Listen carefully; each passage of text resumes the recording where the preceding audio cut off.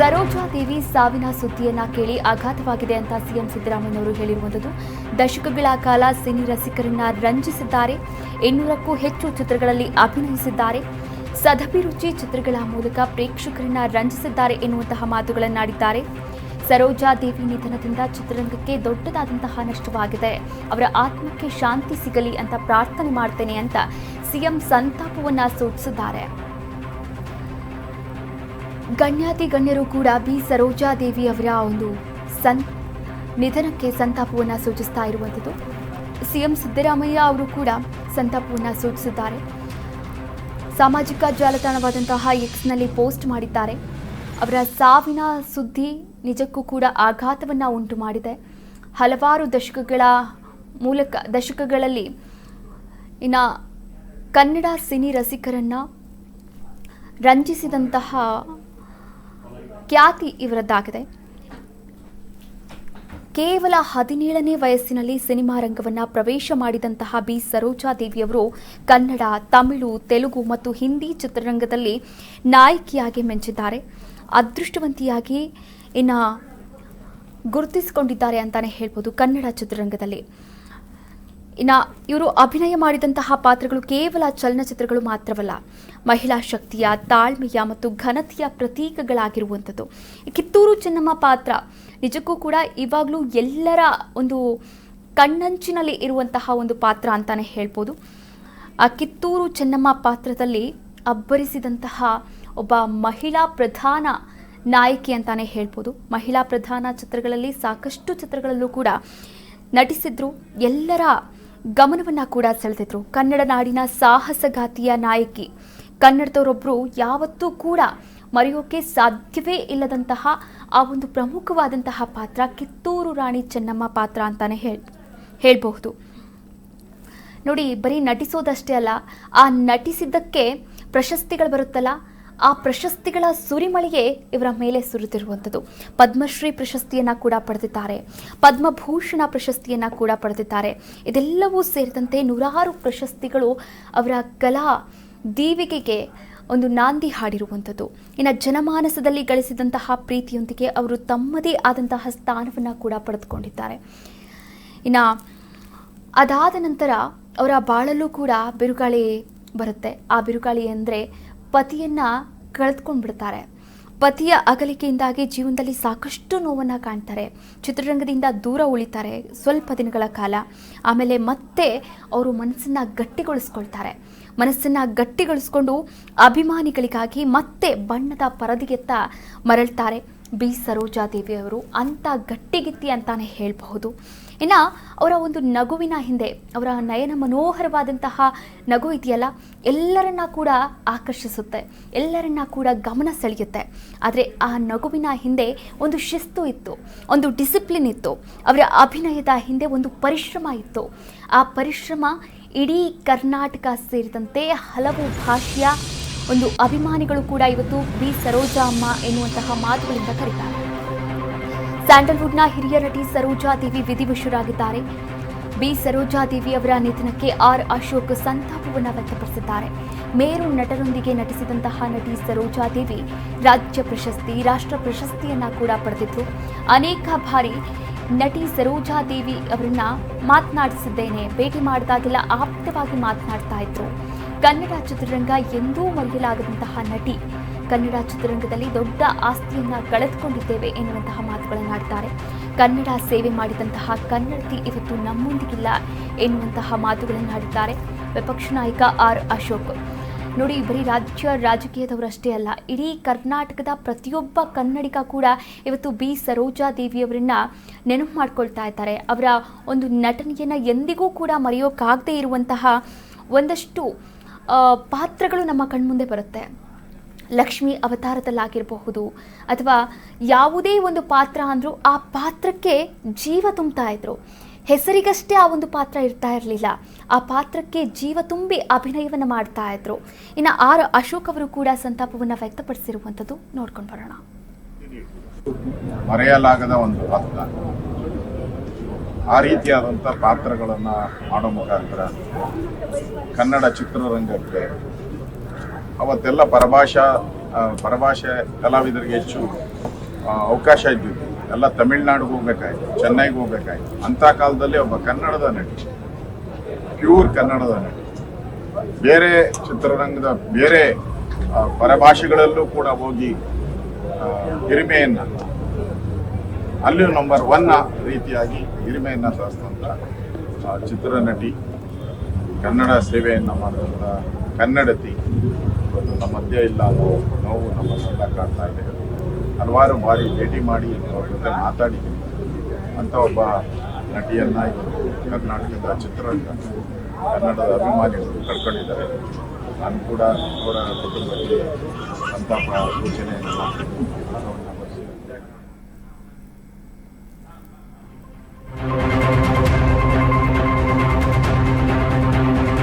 ಸ್ಯಾಂಡಲ್ವುಡ್ನ ಹಿರಿಯ ನಟಿ ಸರೋಜಾದೇವಿ ಇನ್ನಿಲ್ಲ. ಸರೋಜಾದೇವಿಗೆ ಸಾವಿಗೆ ನಟ ಉಪೇಂದ್ರ ಕೂಡ ಸಂತಾಪವನ್ನು ವ್ಯಕ್ತಪಡಿಸಿದ್ದಾರೆ. ಪರಿಪೂರ್ಣ ಜೀವನವನ್ನು ನಡೆಸಿದಂತಹ ನಟಿ ಸರೋಜಾದೇವಿಯವರು ನನ್ನ ವೆಲ್ಕಮ್ ಮಾಡಿದ್ದು ಯಾವತ್ತೂ ಕೂಡ ನನ್ನ ಮನದಿಲ್ಲ. ನಾನು ಸದಾಶಿವನಗರಕ್ಕೆ ಬರೋಕೆ ಸರೋಜಾದೇವಿಯವರೇ ಕಾರಣ. ಸರೋಜಾದೇವಿ ಕುಟುಂಬಕ್ಕೆ ಭಗವಂತ ದುಃಖ ಭರಿಸುವಂತಹ ಶಕ್ತಿಯನ್ನ ಕೊಡಲಿ. ಮಗಳು ಅಳಿಯ ದುಬೈನಿಂದ ಸಡನ್ ಆಗಿ ಬಂದಾಗ ವಿಷಯ ಗೊತ್ತಾಯಿತು. ಬೆಂಗಳೂರಿನಲ್ಲಿ ರಿಯಲ್ ಸ್ಟಾರ್ ಉಪೇಂದ್ರ ಈ ಕುರಿತಂತೆ ಹೇಳಿಕೆಯನ್ನು ಕೂಡ ನೀಡಿದ್ದಾರೆ. ನೋಡಿ, ಬಿ ಸರೋಜಾದೇವಿಯವರ ಒಂದು ಸಾವಿಗೆ ಇಡೀ ಕನ್ನಡ ಚಿತ್ರರಂಗ ಕಂಬನಿ ಮಿಡಿತಾ ಇದೆ. ಅವರ ಸಾವಿಗೆ ಸಂತಾಪವನ್ನು ಸೂಚಿಸ್ತಾ ಇದ್ದಾರೆ. ಗಣ್ಯಾತಿ ಗಣ್ಯರು, ರಾಜಕೀಯ ನಾಯಕರು ಕೂಡ ಮನೆಗೆ ಭೇಟಿಯನ್ನು ಮಾಡ್ತಾ ಇದ್ದಾರೆ. ಅಂತಿಮ ದರ್ಶನವನ್ನು ಕೂಡ ಪಡಿತಾ ಇದ್ದಾರೆ. ಇನ್ನು ಉಪೇಂದ್ರ ಅವರು ಕೂಡ ಮಾತನಾಡಿರುವಂಥದ್ದು, ಸದಾಶಿವನಗರಕ್ಕೆ ನಾನು ಬರೋಕೆ ಕಾರಣ ನಿಜವಾಗಿಯೂ ಕೂಡ ಸರೋಜಾದೇವಿಯವರೇ ಎನ್ನುವಂತಹ ಮಾತುಗಳನ್ನು ಆಡಿರುವಂಥದ್ದು. ಸ್ಯಾಂಡಲ್ವುಡ್ನ ಹಿರಿಯ ನಟಿ ಸರೋಜಾದೇವಿ ಅವರು ಇನ್ನಿಲ್ಲ ಅನ್ನುವಂತಹ ವಿಚಾರ ಇಡೀ ಕನ್ನಡ ಚಿತ್ರರಂಗದಲ್ಲಿ ಒಂದು ದಿಗ್ಭ್ರಮೆಯನ್ನು ಮೂಡಿಸಿರುವಂಥದ್ದು. ಜೀವನದಲ್ಲಿ ಅವರ ಇದು ಅಂದರೆ ಸುಮಾರು 30 ವರ್ಷ ಎ ಪಿಕ್ಚರ್ ಅವ್ರನ್ನ ಫಸ್ಟು ನೋಡಿದ್ದೆ. ಸೆನ್ಸಾರ್ ಪ್ರಾಬ್ಲಮ್ ಆಗಿ ರಿವೈಸ್ ಪ್ರೆಸಿಡೆಂಟ್ ಅಮ್ಮ ನಾನು ಪಕ್ಕದಲ್ಲಿದ್ದೆ ಕಡೆ ಫಸ್ಟ್ ಭಯ ಹೊರಗಡೆ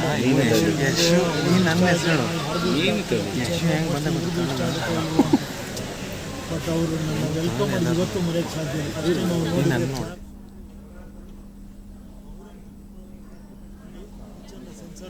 ಮುಂದೆ ಹಿಡ್ಕೊ ಮತ್ತೆ ಮನೆಗೆ ಬಂದಿದ್ದೆ. ತುಂಬ ಅಪ್ರಿಷಿಯೇಟ್ ಅವತ್ತಿಂದ ಒಂಥರ ಮಗ ಆರ್ ಕಾರ್ಡ್ ಚೂರಿಂದ ಹಿಡ್ಕೊಂಡು ಕ್ಯಾಮ್ರಾ ಆರ್ ಕಾರ್ಡ್ ಚೂರಿಂದ ಹೇಳಿ ಸಾಕು.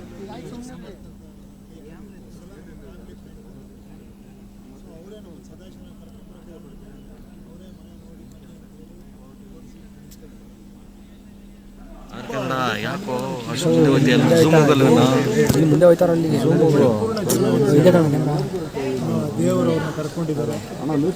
ಇನ್ನೊಂದು ಒಳ್ಳೆ ಜನ್ಮ ಕೊಟ್ಟು ಇನ್ನೊಂದು ಶ್ರೇಷ್ಠ ಕಲಾವಿದರ ಇನ್ನೇನೋ ಹುಟ್ಲಿ ಅವರು. ಅವ್ರ ಮನೆಯವ್ರಿಗೆಲ್ಲ ಅವ್ರನ್ನ ಈ ಲಾಸ್ನ ತುಂಬಿಕೊಳ್ಳೋ ಶಕ್ತಿ ಕೊಡಲಿ ಅಂತ ಕೇಳ್ತಾರೆ. ಈಗ ಪ್ಯಾನ್ ಇಂಡಿಯಾ ಅನ್ನೋ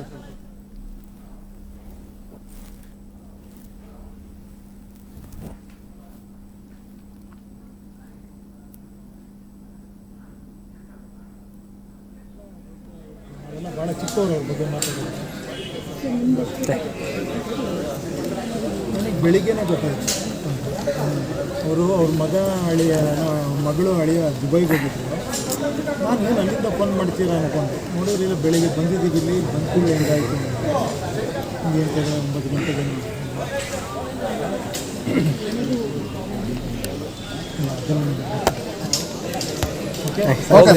ನನ್ನ ಜೀವನದಲ್ಲಿ ಅವರ ಇದು ಅಂದರೆ ಸುಮಾರು 30 ವರ್ಷ ಎ ಪಿಕ್ಚರ್ ಅವ್ರನ್ನ ಫಸ್ಟು ನೋಡಿದ್ದೆ.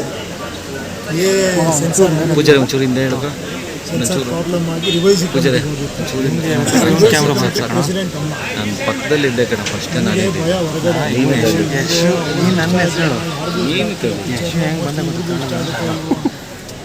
ಬಟ್ ಅವರು ನನ್ನ ವೆಲ್ಕಮ್ ಮಾಡಿ ಇವತ್ತು ಮರೆಯೋಕ್ಕೆ ಸಾಧ್ಯ ಇಲ್ಲ. ಅಷ್ಟೇ ನಾವು ನೋಡಿದ್ರೆ ಕ್ಲಾಪ್ಸ್ ಹೊಡೆದು ಒಳಗೆ ಕರೆದು ಅವರೇ ನನ್ನ ಪರವಾಗಿ ಆರ್ಗ್ಯುಮೆಂಟ್ ಮಾಡಿ ಪಿಕ್ಚರ್ನ ಸೆನ್ಸಾರ್ ಮಾಡಿ ಮುಂದೆ ಹಿಡ್ಕೊ ಮತ್ತೆ ಮನೆಗೆ ಬಂದಿದ್ದೆ.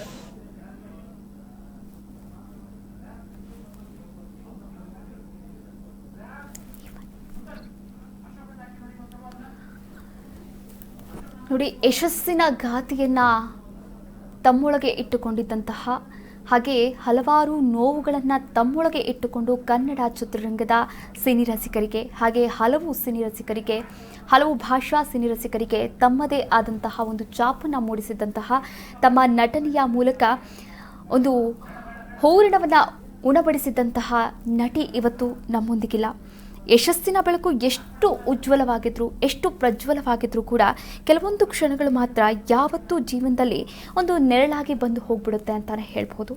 ಇನ್ನು ಚಲನಚಿತ್ರರಂಗದಲ್ಲಿ ಸಾವಿರಾರು ಜನರ ಅಭಿಮಾನಕ್ಕೆ ಪಾತ್ರರಾಗಿದ್ದಂತಹ ಬಿ ಸರೋಜಾದೇವಿಯವರ ಜೀವನದಲ್ಲೂ ಕೂಡ ಹೀಗೆ ಒಂದು ದುಃಖದ ಕರಿನೆರಳು ಆವರಿಸ್ಕೊಂಡ್ಬಿಟ್ಟಿತ್ತು ನೋಡಿ. 1967ರಲ್ಲಿ ಅವರ ವಿವಾಹವಾಗುತ್ತೆ. ಎಂಜಿನಿಯರ್ ಶ್ರೀ ಹರ್ಷ ಅನ್ನೋರು ಅವರ ಬದುಕಿಗೆ ಜೊತೆಯಾಗ್ತಾರೆ. ಬದುಕಿನ ದಾರಿಯಲ್ಲಿ ಅವರ ನಿಜವಾದಂತಹ ಸ್ನೇಹಿತ, ಮಾರ್ಗದರ್ಶಕ ಮತ್ತು ಶಕ್ತಿಯ ಮೂಲ ಅಂತಲೇ ಹೇಳ್ಬೋದು. ಅಂದರೆ ಒಬ್ಬ ಸ್ಟ್ರೆಂತ್ ಆಗಿ ಅವರ ಜೊತೆ ಇದ್ದಂತಹ ಅವರ ಪತಿ ಇದ್ದಕ್ಕಿದ್ದಂತೆ ಸಾವನ್ನಪ್ತಾರೆ. ಆನಂತರ ಅವರಿಗೆ ಒಂದು ಆಘಾತವೇ ಆಗಿತ್ತು ಅಂತಲೇ ಹೇಳ್ಬೋದು. ಇದರಿಂದ ಹೊರಬರೋಕೆ ಸುಮಾರು ಒಂದಷ್ಟು ವರ್ಷಗಳ ಕಾಲ ಚಿತ್ರರಂಗದಿಂದ ದೂರವೇ ಇದ್ದರು. ಆನಂತರ ಮತ್ತೆ ತಮ್ಮ ಅಭಿಮಾನಿಗಳಿಗೋಸ್ಕರ ಬಣ್ಣವನ್ನು ಹಚ್ಚಿದಂತಹ ಮೇರು ನಟಿ ಅಂತಾನೆ ಹೇಳ್ಬೋದು ಬಿ ಸರೋಜಾದೇವಿಯವರು. ತಮ್ಮ ಬದುಕಿನ ಮಹತ್ತರ ಬೆಂಬಲ ಒಂದು ಕಂಬವನ್ನೇ ನಾವಿವತ್ತು ಕಳೆದುಕೊಂಡಿದ್ದೀವಿ ಅಂತಾನೆ ಹೇಳ್ಬೋದು. ಇನ್ನು ನಟಿಯ ಪಾರ್ಥಿವ ಶರೀರಕ್ಕೆ ನಮನವನ್ನು ಸಲ್ಲಿಕೆ ಮಾಡ್ತಾ ಇದ್ದಾರೆ ವಿಪಕ್ಷ ನಾಯಕ ಆರ್ ಅಶೋಕ್. ಮಲ್ಲೇಶ್ವರಂನ ನಟಿಯ ನಿವಾಸದಲ್ಲಿ ನಮನವನ್ನು ಸಲ್ಲಿಕೆ ಮಾಡಿದ್ದಾರೆ. ಅಂತಿಮ ನಮನವನ್ನು ಸಲ್ಲಿಕೆ ಮಾಡಿದ್ದಾರೆ ವಿಪಕ್ಷ ನಾಯಕ ಆರ್ ಅಶೋಕ್. ಹಲವಾರು ಗಣ್ಯರು ಕೂಡ ಬರ್ತಾ ಇದ್ದಾರೆ. ಬಿ ಸರೋಜಾದೇವಿ ಅವರ ಮನೆಗೆ ಧಾವಿಸ್ತಾ ಇದ್ದಾರೆ. ಇದು ನಿಜಕ್ಕೂ ಕೂಡ ಆಘಾತಕಾರಿಯಾದಂತಹ ವಿಷಯ ಅಂತಲೇ ಹೇಳ್ಬೋದು. ಇಡೀ ಕನ್ನಡ ಚಿತ್ರರಂಗ ಮತ್ತೊಂದು ಮೇರು ನಟಿಯನ್ನು ಕಳೆದುಕೊಂಡಿರುವಂಥದ್ದು. ಇನ್ನು ಅಂತಿಮ ದರ್ಶನಕ್ಕೆ ಸಕಲ ಸಿದ್ಧತೆಯನ್ನು ಕೂಡ ಮಾಡಿಕೊಳ್ಳಲಾಗ್ತಾ ಇರುವಂಥದ್ದು. ಅಂತಿಮ ದರ್ಶನಕ್ಕೆ ವ್ಯವಸ್ಥೆಯನ್ನು ಕೂಡ ಮಾಡಿಕೊಳ್ಳಲಾಗ್ತಾ ಇದೆ. ನಟಿಯ ಒಂದು ಪಾರ್ಥಿವ ಶರೀರಕ್ಕೆ ವಿಪಕ್ಷ ನಾಯಕ ಆರ್ ಅಶೋಕ್ ಅವರು ಕೂಡ ನಮನವನ್ನು ಸಲ್ಲಿಕೆ ಮಾಡಿದ್ದಾರೆ. ಇನ್ನು ಚಿತ್ರರಂಗದ ನಟ ನಟಿಯರು ಕೂಡ ಭೇಟಿ ನೀಡ್ತಾ ಇದ್ದಾರೆ. ಅಂತಿಮ ದರ್ಶನವನ್ನು ಕೂಡ ಪಡಿತಾ ಇದ್ದಾರೆ. ನಟಿ ಬಿ ಸರೋಜಾದೇವಿಯವರು ವಿಧಿವಶರಾಗಿರುವಂಥದ್ದು. ಇನ್ನು ಅವರ ಒಂದು ಬದುಕಿನ ನೋವು ಏನಿದೆ, ನಲಿವೇನಿದೆ, ಕಳೆದು ಹೋದವರಂತಹ ನೆನಪು, ಇವೆಲ್ಲವೂ ಅವರನ್ನು ಮತ್ತಷ್ಟು ದುರ್ಬಲಗೊಳಿಸಿತ್ತು ಒಂದಷ್ಟು ವರ್ಷಗಳ ಕಾಲ. ಅಂದರೆ ತಮ್ಮ ಪತಿಯನ್ನು ಯಾವಾಗ ಕಳೆದುಕೊಳ್ತಾರೆ, ಚಿತ್ರರಂಗದಿಂದ ದೂರವೇ ಉಳಿದುಕೊಳ್ತಾರೆ. ಆನಂತರ ಮತ್ತೆ ಅಭಿಮಾನಿಗಳಿಗೋಸ್ಕರ ಬಣ್ಣವನ್ನು ಹಚ್ಚಿದ್ರು, ತೆರೆ ಮುಂದೆ ಬಂದರು, ಇನ್ನು ಪ್ರೇಕ್ಷಕರನ್ನು ರಂಜಿಸಿದ್ರು ಅಂತಾನೆ ಹೇಳ್ಬೋದು. ಇನ್ನು ಅವರ ನಗುವಿನ ಹಿಂದೆ ಇದ್ದಂತಹ ಒಂದು ನೋವಿನ ಕಥೆಯನ್ನು ಬಹುತೇಕ ಜನರು ಇದುವರೆಗೂ ಕೂಡ ಅರ್ಥವೇ ಮಾಡ್ಕೊಂಡಿಲ್ಲ ಅಂತ ಅನಿಸುತ್ತೆ. ಆದರೆ ಅದೇ ನೋವು ಅವರನ್ನ ಈ ಕಲೆಯ ಕಡೆ, ಕಲಾ ಸರಸ್ವತಿ ಕೈ ಬೀಸಿ ಕರೆದಾಗ ಮತ್ತೊಮ್ಮೆ ಅವರು ಬಾಚಿ ತಪ್ಕೊಳ್ತಾರೆ. ಕಲಾ ಸರಸ್ವತಿಯನ್ನು ಮತ್ತಷ್ಟು ಹತ್ತಿರವನ್ನು ತಂದು ಇನ್ನು ತಮ್ಮ ಜೀವಿತಾವಧಿಯವರೆಗೂ ಕೂಡ ಸಮಾಜ ಸೇವೆಗೆ ಮುಡಿಪಾಗಿಡುವಂತೆ ಅವರು ತಮ್ಮನ್ನು ತಾವು ಬೆಳೆಸ್ಕೊಳ್ತಾರೆ, ತಮ್ಮನ್ನು ತಾವು ತಿದ್ಕೊಳ್ತಾರೆ. ಹೀಗಾಗಿ ಲೈಫ್ ಟೈಮ್ ಅಚೀವ್ಮೆಂಟ್ ಅವಾರ್ಡ್ ಕೂಡ ಅವ್ರಿಗೆ ಸಿಗುತ್ತೆ.